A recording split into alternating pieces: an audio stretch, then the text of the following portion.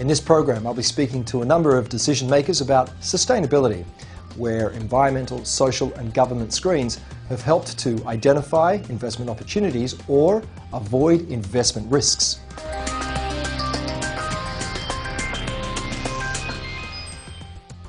Today I'm speaking with Martin Halloran of Australian Ethical Investments. Welcome to Decision Makers, Martin. Thanks, Jeff. A lot of people have long had the concern that responsible investment due to the limited universe results in underperformance. What's your take on this? Well, my experience at Australian Ethical has been very different. We're in the enviable position that we have peer-leading, top quartile investment returns. And I'd like to try and dispel some of the myths about ESG or environmental, social and governance investing.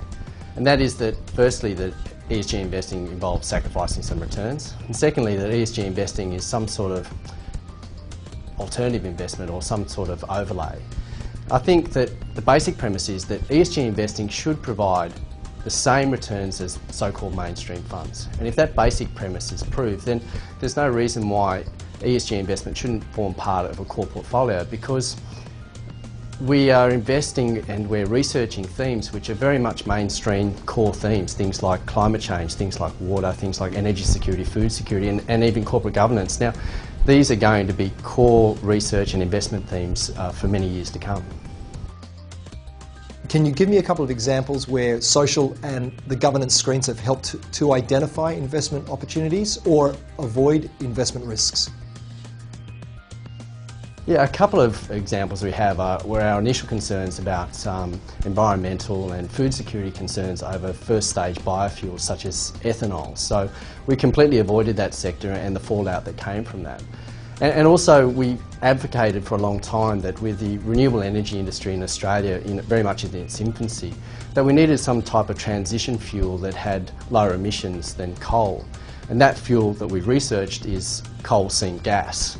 And we've been very successful in the last 12 to 18 months in that sector. In order to fully cover all research for ESG, what kind of research resources are needed?